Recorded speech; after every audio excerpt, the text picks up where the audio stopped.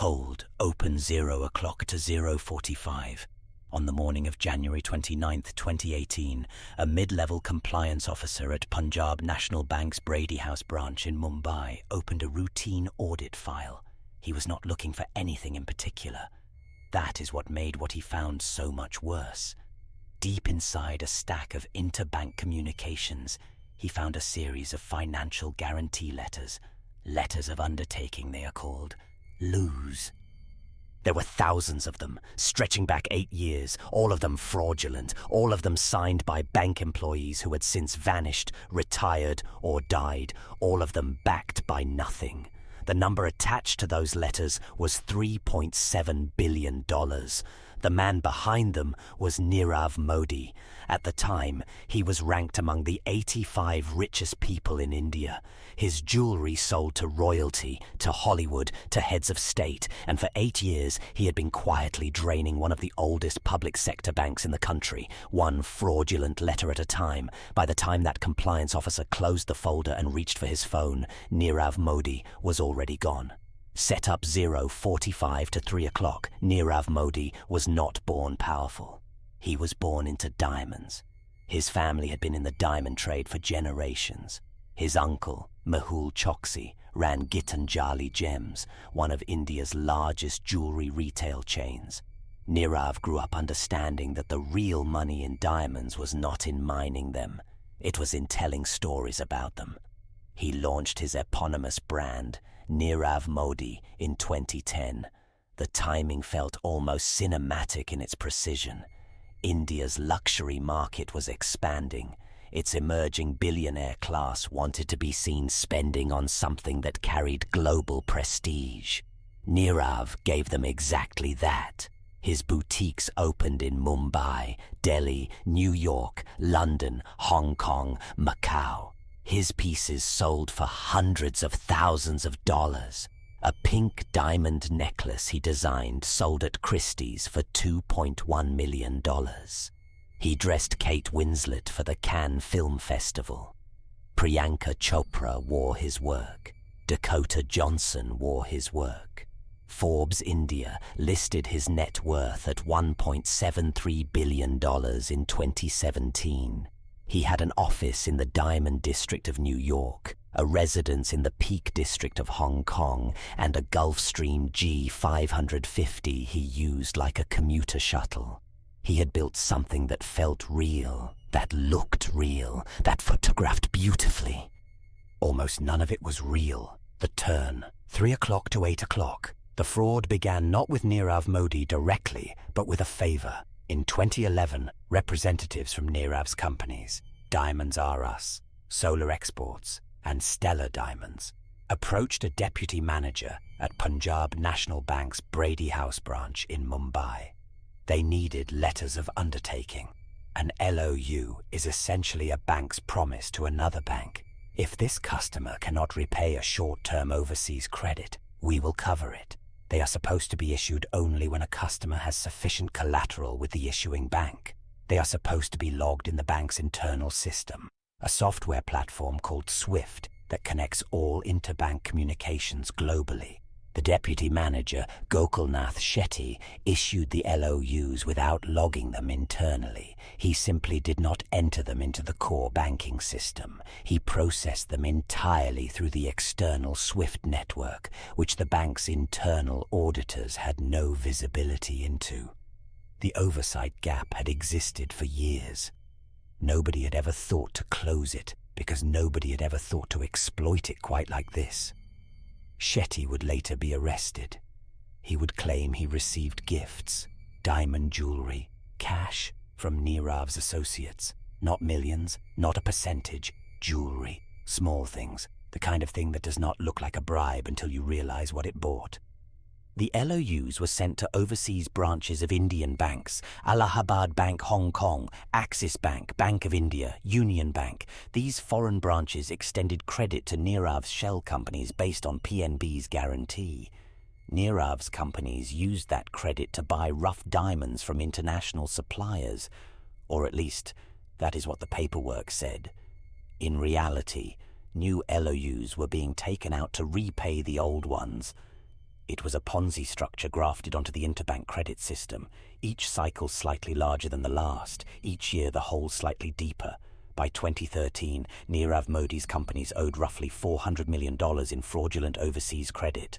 By 2016, it was closer to $1.2 billion. The fraud was growing at approximately 30% per year, while Nirav's legitimate business, despite its glamour, was never profitable enough to cover even a fraction of the debt. 3 PNB employees are believed to have been aware of or complicit in the scheme at various points. Gokulnath Shetty was the most senior. He retired in May 2017 and took his institutional memory with him. His replacement inherited a drawer full of LOUs he knew nothing about and a SWIFT terminal that had been running a parallel financial universe for 6 years. On January 16, 2018, Nirav Modi's representatives came to Brady House again. They wanted new LOs, but Shetty was gone. The new deputy manager, following protocol for the first time, asked for collateral documentation. Nirav's people had none. They left. 6 days later, on January 22nd, Punjab National Bank filed an internal complaint.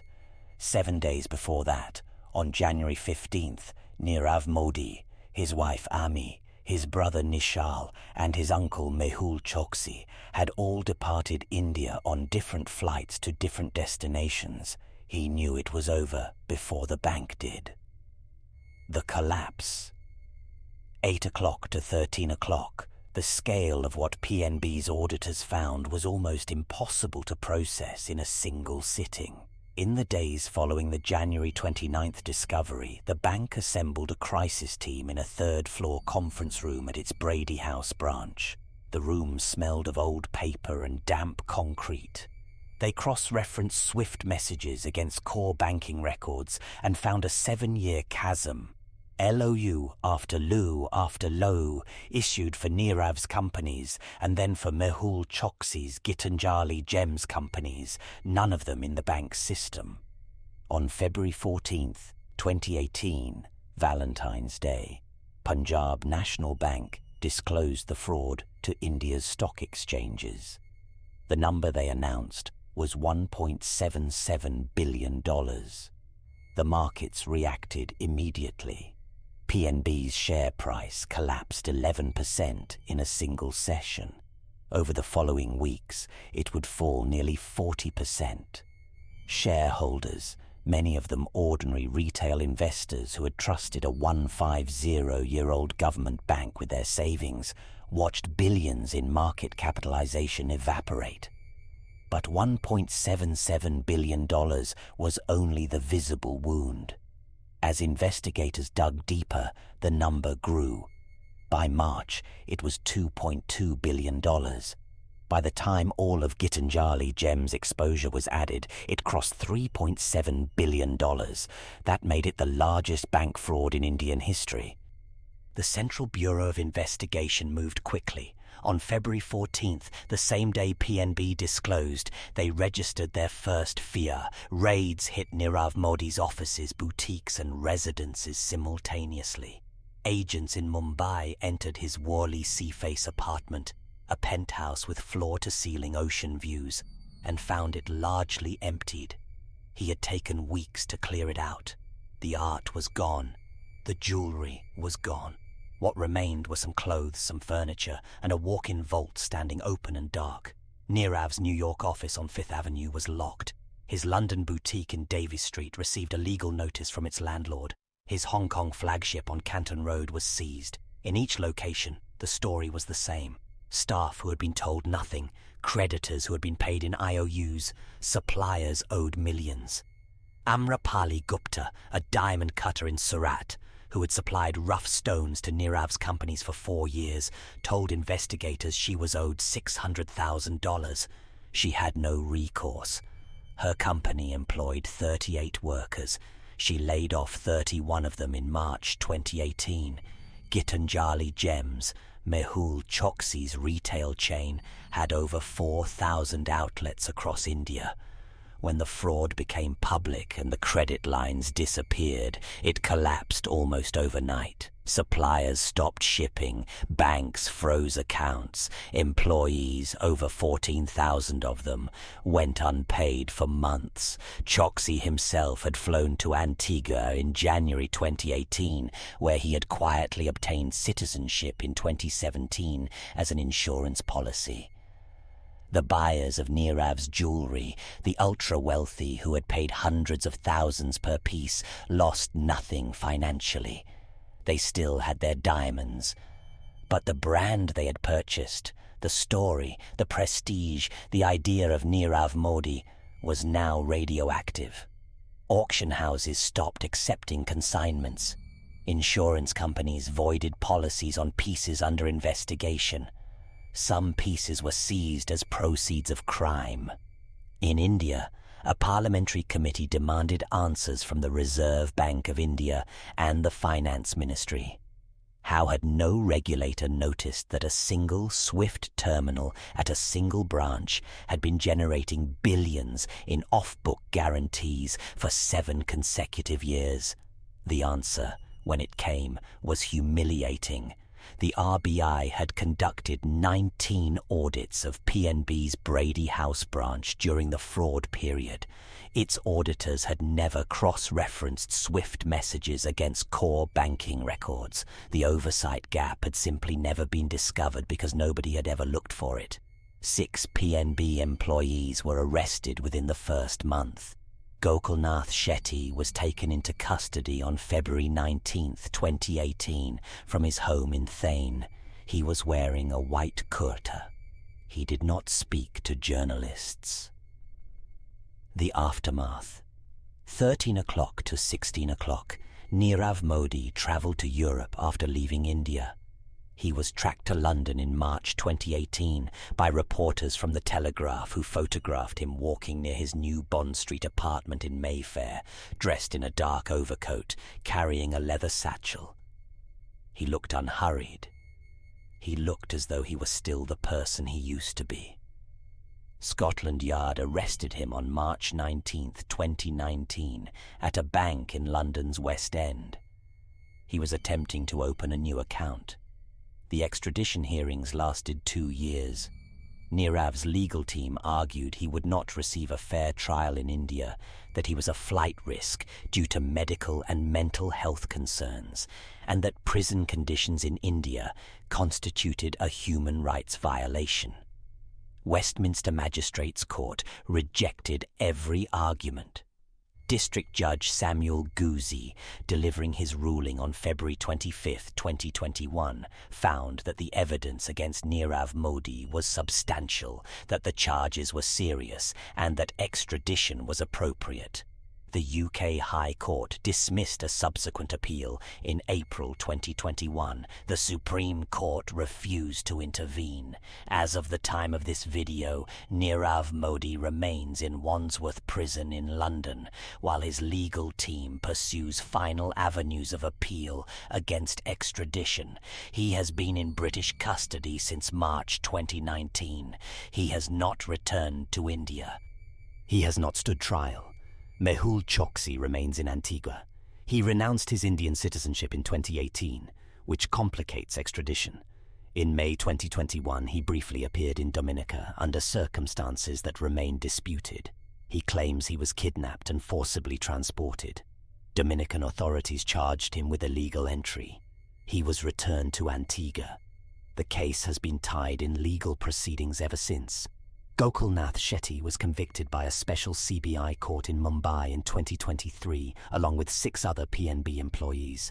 Shetty received a 14-year sentence. His co-accused received sentences ranging from 3 to 10 years. Punjab National Bank received a government capital infusion of roughly $3 billion over 2018 and 2019 to stabilize its balance sheet. No depositor lost money directly, but the bank's shareholders, mostly retail investors, absorbed losses that took years to recover from. PNB's stock did not fully return to its pre-fraud level until 2023. The 14,000 Gitanjali Gems employees who lost their jobs did not receive a government bailout. Many are still waiting for unpaid wages to be resolved through ongoing insolvency proceedings.